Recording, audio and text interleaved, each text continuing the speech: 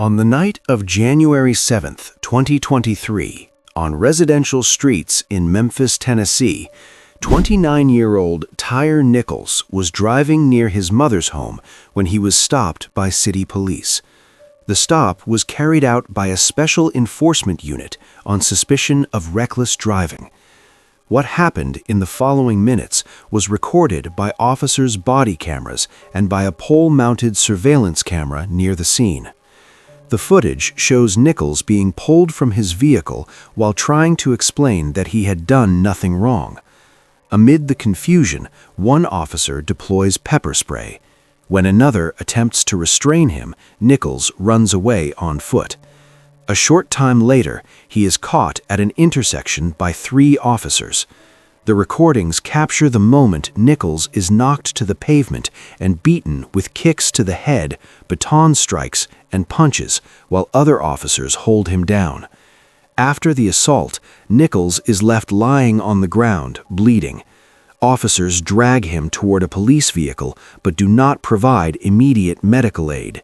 He remains there, injured and struggling to breathe for several minutes until an ambulance arrives. 3 days later, Tyre Nichols died from traumatic brain injuries and multiple wounds. The release of the videos caused immediate shock.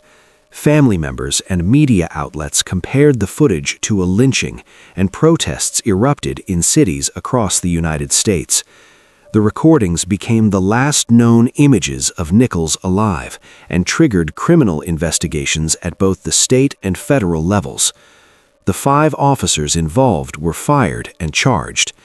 On October 3, 2024, the U.S. Department of Justice announced that a federal jury found 3 former officers guilty of civil rights violations and conspiracy to cover up the crime.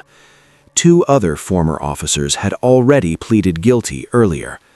The report concluded that the officers used excessive force, failed to intervene to stop the beating, and withheld information when reporting the incident.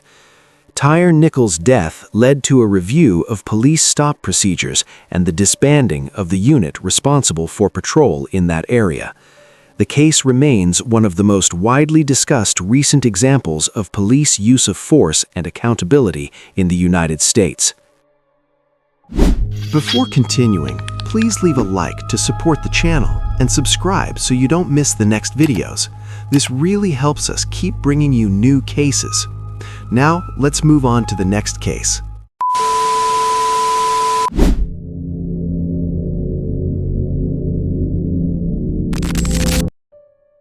In late September 2021, the Arden Villas apartment complex in Orlando, Florida, became the center of a disappearance that mobilized the local community and drew national attention.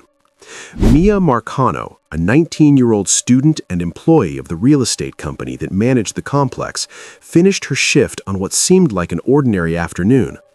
A surveillance camera captured the moment she left the building, carrying a bag, and walked toward her apartment. That was the last time Mia appeared on camera. Hours later, she failed to board a scheduled flight to visit her family and stopped responding to messages. When she could not be reached, relatives contacted the police. The search intensified. About a week later, search teams located her body in a wooded area a few miles from the complex. The police report indicated that she had been bound with tape. Investigators quickly focused on Armando Caballero, a maintenance worker at the complex. Electronic records showed that he used a master key fob to enter Mia's apartment shortly before her disappearance. Authorities also stated that Caballero had shown romantic interest in her, which she had rejected. 3 days after Mia went missing, Caballero was found dead in an apparent suicide. In his vehicle, investigators discovered duct tape containing hair consistent with Marcano's. Police concluded there was no evidence that anyone else was involved. The case raised serious concerns about safety in residential complexes and the control of master keys. On June 27, 2022, the governor of Florida signed legislation known as Mia's Law. The law requires background checks on apartment complex employees, stricter key tracking procedures, and extended notice before entering residences' homes. It was created in Mia's honor to reduce vulnerabilities faced by residents. Even so, for Mia Marcano's family, questions remain about the final moments before her disappearance.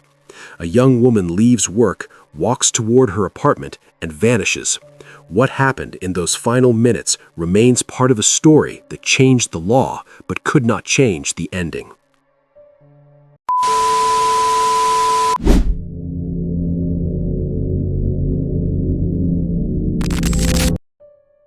In early September 2025, the routine of 21-year-old Adriele Ferreira Santana came to an unexpected end, surrounded by unanswered questions.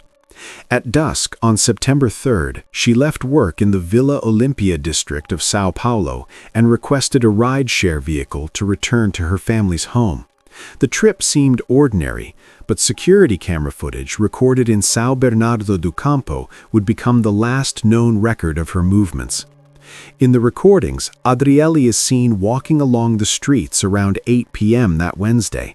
She appears to be carrying a small bag and at one point begins walking quickly while looking over her shoulder. In another image, she is seen running down the street. Minutes later, she crosses the road after a motorcycle passes and heads toward a dead-end street.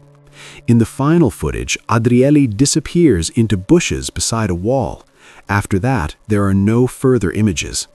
The following morning, Adriele did not show up for work. Her family reported her missing and began mobilizing on social media.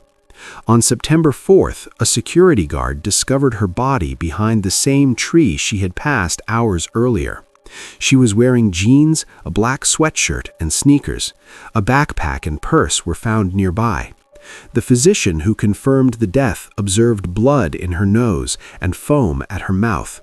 Police reported finding a substance with characteristics consistent with narcotics next to the body. No apparent signs of physical violence were identified. Authorities ordered autopsy, toxicology, and blood alcohol tests to determine the cause of death. The case was registered as a suspicious death, and so far, investigators have not indicated evidence of homicide. While forensic results remain pending, questions persist about what happened between the last recorded images and the discovery of her body. A young woman leaves work, walks home, and disappears from view. The cameras stop recording. The answers never arrive, and the silence between those final steps remains the only witness to what happened that night.